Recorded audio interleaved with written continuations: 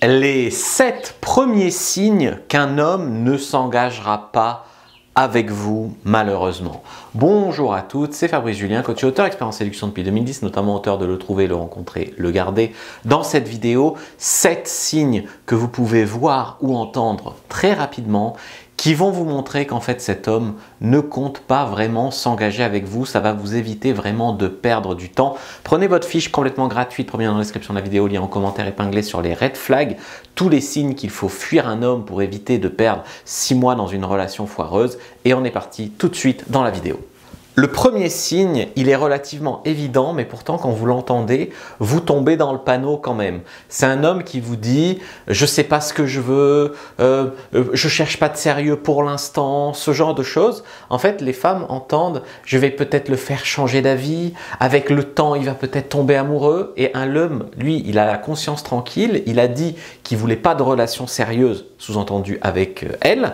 Et elle entend, il va peut-être tomber amoureux, ça va peut-être changer avec le temps. Et du coup, elle se fait des faux espoirs. Quand un homme dit clairement qu'il ne veut pas de couple, eh bien, il faut arriver à l'entendre.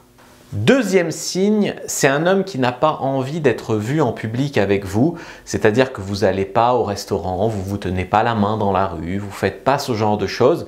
Peut-être les seuls moments où il veut bien être vu en public avec vous, c'est si vous partez à l'étranger en voyage rien que tous les deux, mais ça il ne le fera pas parce que c'est probablement déjà un truc de couple. Donc du coup, en fait, vous vous retrouvez le soir vers 9 h chez l'un, chez l'autre, essentiellement pour baiser, des fois pour regarder un film et baiser, mais du coup vous sortez pas vraiment ensemble, vous êtes plus une relation de plan cul un peu suivie.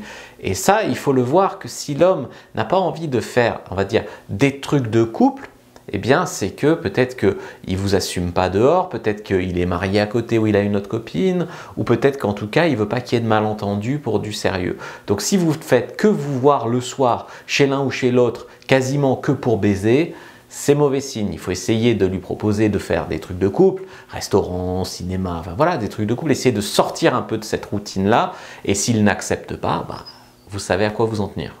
3. Il vous traite comme un bouche-trou. Alors le mot est violent, bouche-trou, mais néanmoins c'est que un mec il va refuser de s'organiser pour vous voir. C'est-à-dire il va dire « ah mais ce week-end normalement je dois voir un pote, mais s'ils annulent, ok je viens te voir ». Tu vois, il refuse lui de dire « je bloque par exemple mon samedi après-midi pour venir te voir ».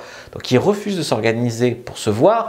Il te dit des choses comme « moi je suis un mec à la bonne franquette, on s'organise pas, on se prend pas la tête ».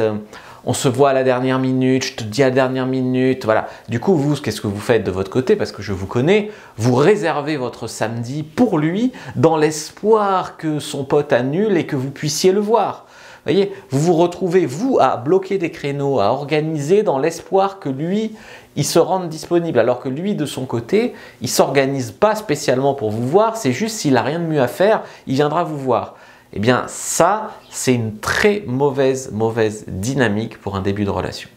4. Il garde votre relation un petit peu confidentielle, secrète, en tout cas discrète. C'est-à-dire qu'il ne va pas vous présenter à sa famille, il ne va même pas vouloir vraiment accepter de rencontrer votre famille, vos amis proches, enfin vous voyez, vraiment votre cercle social proche. Ce qui fait que en fait, vous vous fréquentez, vous vous voyez, mais vous ne vous connaissez pas vraiment en profondeur. Vous n'êtes pas vraiment un couple qui sait les goûts profonds, les convictions profondes, les valeurs profondes d'une personne. Vous êtes deux personnes qui passez du bon temps, vous discutez de tout et de rien, vous baisez ensemble et ça sort pas vraiment de là. Eh bien ça, si lui refuse de faire sortir ça de là, c'est-à-dire quand vous cherchez à avoir des conversations profondes, eh bien il botte en touche.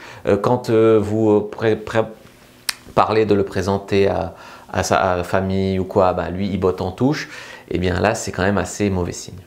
5. Il parle mal de ses ex et des femmes en général, par exemple « mon ex, c'était une folle, ma patronne, c'est une perverse narcissique ». En fait, vous avez l'impression que toutes les femmes dans sa vie, c'est des folles, c'est des perverses narcissiques, c'est des manipulatrices, que lui, il est une pauvre victime, etc. En fait, on peut tomber sur une perverse, on peut tomber sur une folle, ça arrive dans la vie, c'est statistique, tout comme vous pouvez tomber sur un fou, mais en fait, si c'est à chaque fois toutes les femmes systématiquement, probablement que le problème, c'est lui. Tu vois, il est le dénominateur commun de toutes ces histoires à problème. Donc le problème, c'est peut-être pas toutes les autres femmes, c'est peut-être lui qui les rend folles, par exemple. Sixième signe, le mec vous ghost, d'accord? Donc il disparaît, il fait silence radio et puis il revient quand ça l'arrange lui. Typiquement, ça donne quoi? Vous êtes tout feu tout flamme d'avoir rencontré ce mec qui vous plaît, vous avez peut-être couché avec lui, c'est cool, vous envoyez des messages. Puis d'un coup, il vous répond pas pendant 3-4 jours. Là, vous êtes là en angoisse, vous ne savez pas quoi faire, là, et vous êtes en angoisse, et puis du jour au lendemain, il dit « Ah, au fait, demain, je fais rien, ça te dit, on se voit ». Là, vous êtes trop content parce qu'il vous envoie un message, vous dites « Oui, oui, oui, on se voit ». Et du coup, vous vous voyez, puis après, il disparaît pendant 3 jours. Puis il revient, l'air de rien, quand ça l'arrange lui, et pour avoir ce qu'il veut lui, c'est-à-dire juste baiser souvent. Eh bien ça, il ne faut pas vraiment le laisser se mettre en place. Et les excuses qu'un mec va vous sortir, c'est « Non, mais je ne suis pas trop SMS. Non, mais j'ai beaucoup de boulot en même temps. » Genre en 4 jours, il n'a pas 1 minute pour envoyer un message à la femme qu'il aime. Si, forcément, tout le monde l'a. Donc en fait, ce qui se passe, c'est que vous n'êtes pas du tout sur le même degré de priorité. Lui, c'est le mec que vous voulez voir, il faut vraiment qu'il m'envoie un message, ce qu'il m'a écrit, ah, ça m'angoisse, il ne m'écrit pas. Lui, de son côté, c'est je peux passer 4 jours sans nouvelles d'elle, je m'en bats les couilles parce que je vais siffler et elle va être OK pour se voir. Donc ça, il faut vraiment pas laisser ça se mettre en place non plus. Il faut lui dire, écoute, moi j'ai l'impression qu'on vit un début de quelque chose de cool. Par contre, je n'ai pas l'habitude d'avoir des relations avec des hommes dont j'ai pas de nouvelles pendant 4-5 jours et puis qui reviennent l'air de rien. Donc si tu veux une relation avec moi, moi j'aimerais que, pour moi, quand on aime quelqu'un, on s'écrit des messages tous les jours par exemple. Et donc là, vous mettez en place cette dynamique-là. Septième signe, alors pour le sexe, il ne veut pas attendre, bien sûr. Pour le sexe, il faut coucher tout de suite, il faut que ça aille très vite, il faut que, voilà. Donc il vous voit souvent pour baiser, comme j'ai dit, souvent chez l'un, chez l'autre, pourquoi pas à 23 h le soir pour baiser. Ça, il n'y a pas de problème avec le sexe. Par contre, pour tout le reste, il veut réfléchir, il faut prendre le temps. Ah, ne lui mets pas la pression. Tu vois, donc pour le sexe, ok, aucun problème. Et ça, bon, à la limite, toutes les relations avancent par le sexe.